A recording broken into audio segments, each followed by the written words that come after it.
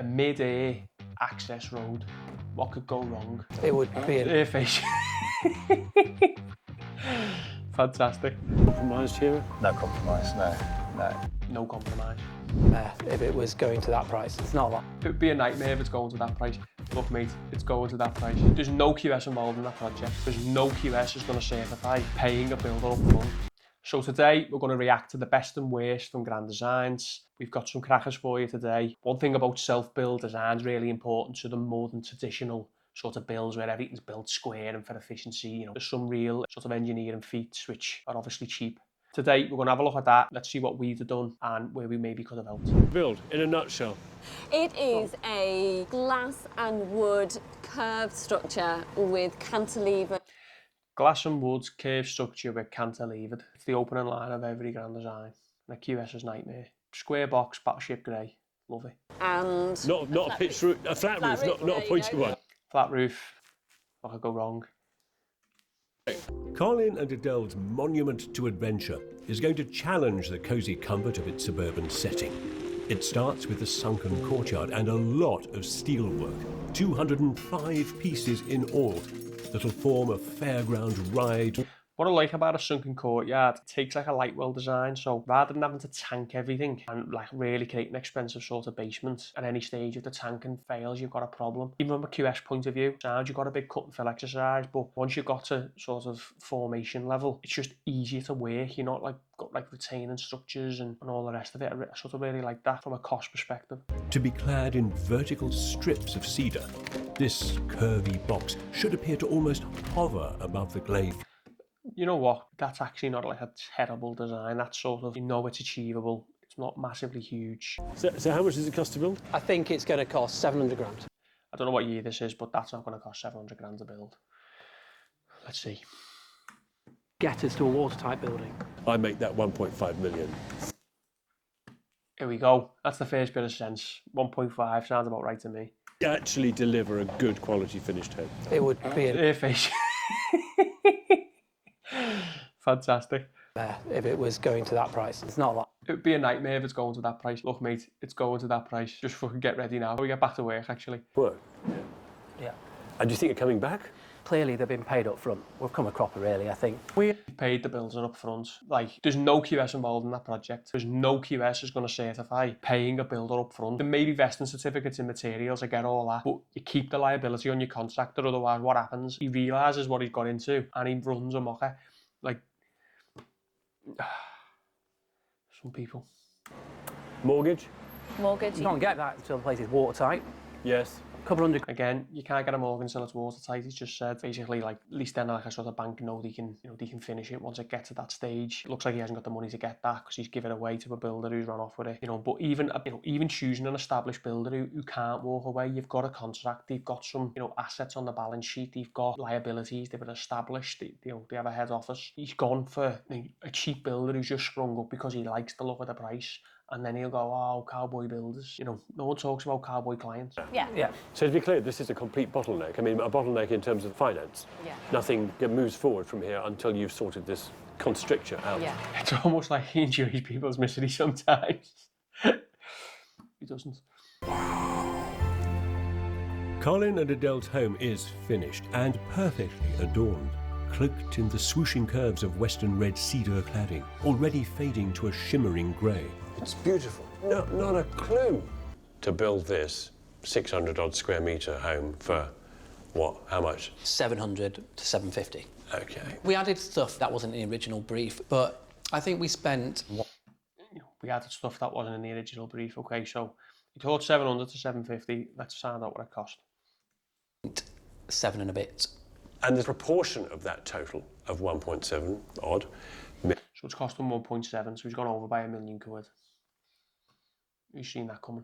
You basically... In fairness, he did, because he said 1.5 at the time, he said 700, so he wasn't miles out, 200 grand's worth of extras. That wasn't a bad guess. Paid to a Latvian company and couldn't get back. It's completely gone. No legal recourse? No, there's no recourse. Wow.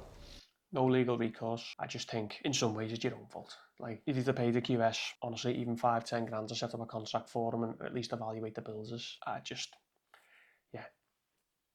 I have no sympathy, really. Once they're paying for the massive chunk of money for the windows, they knew they had me. So that hurt a lot, because you want to trust people. To lose that faith in humanity. It's a hard thing to say, isn't it, that you've lost faith in humanity? Because all human relations are based on trust. I mean, it's brilliant. Yeah, it is a... His wasn't based on trust, it was based on price, and they were the fucking cheapest ones. It's always the way. brilliant place to live. It's a really amazing building to be in. In fairness though, they did get it finished. It just cost them £1 million more than they thought. And yeah, it's just good vibes in here. The CEO of the Latvian company disputes Colin's description of what happened. He claims that the windows were not part of the contract and that Colin was slow to make decisions. He claims the windows aren't part of the contract. They're either in or they aren't. I imagine there's not even a contract. Edward and Hazel Oh, building by the sea. Always a good one. build a great complex of Art Deco maritime buildings. I was wondering whether you... Firstly, here he's building next to the sea, so the water table, the ground conditions, nothing he's doing here is easy. Like in any project, all your big risk generally is in the ground, particularly on a new build, because once you're out, you know there's no asbestos, so it's a brand new building. You're not going to run into like the problems you get with refurb projects, where every time you take down a wall, you discover something new. Generally, all your risks in the ground, but here it's just so difficult actually on site when you're building in them conditions. Compromised here? No compromise, no. No compromise. All our money is gone, all borrowed, and it's all gambled. Funding, when you're borrowing, particularly on self-builds, it's stage payment. So if you can't get to that stage, you can't get that next bit of funding. And I think what a lot of these people do, they don't realise how much of their net worth they're then sinking into the home. It just drains every other aspect of their income to the point where everything's leveraged on this house, including the business. Then even how their businesses are run changes because they have to take on everything to try and fund this build. After 7 years, the building was still a gigantic steel and concrete. So even after 7 years, it's still nowhere near finished, which on a traditional construction project is about right. The whole project, mired in debt, had finally run aground. The end game could still be bankruptcy. Can't even afford to get his hair dyed here. 6 bedrooms in this modernist rock-star pad. The rather vast main kitchen and living space will enjoy uninterrupted views across the pool to the sea beyond. When there's not a wall in the house that's sort of square, everything's on sort of mad angle. Doesn't seem like a big issue, but it just makes everything harder in the job. Like from setting out tiles on the floor to how your kitchen design needs to go, because everything's on an angle. You just can't underestimate how much, when you're just generally building in like square boxes, how much that simplifies the process. There's a reason we do it. Access road will hang mid-air as it sweeps down from A mid-air access road. What could go wrong? You can probably buy them pre-formed. That's how common they are. enough. Time will add its own cliffhanger, literally, as the sandstone erodes over the years, leaving the building to float above the sea.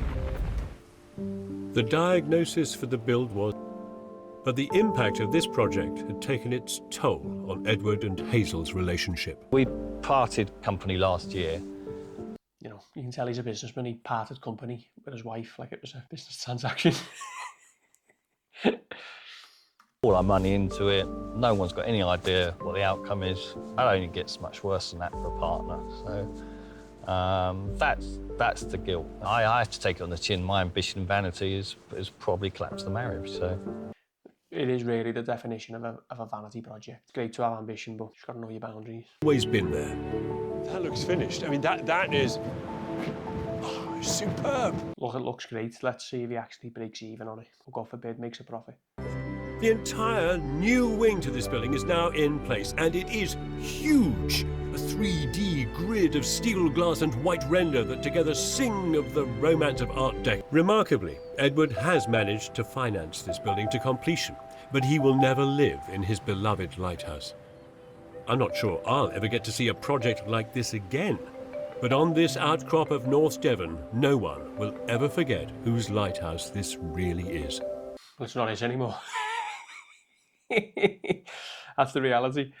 I just don't see how you could look at that project and even if you're out by, 10, 15%, what did he think that was going to cost? How long did he think it was going to take? Building by the sea with all sorts of the worst weather you can imagine. The specification will be massive because everything has to be sort of marine grade, all the steel, all the paintwork, all the design, all the windows, the glass. Everything about that is ridiculously expensive, and any even, graduate PQS would say to you, there's nothing cheap about this project. You'd imagine the contingency would have to be considerable, and I just think that sort of project, I just don't see how it ever went ahead in the first place, just because financially, unless you're extremely wealthy and that is a small percentage of your net worth and you could sort of cash flow any outcome, I get it, but I'm sure he's a very successful person, but I just don't get how that ever even got out the ground. Okay, so that concludes us reacting to the best and worst grand designs. We're going to put our business plan template below, so as we've seen today, you can plan your business in the best fashion, some things that maybe you should consider before proceeding. The projects are all about decisions, and that's why we've done this video here that looks at some of the best and worst decisions you can make in your business. Thanks for watching, and we'll see you next time.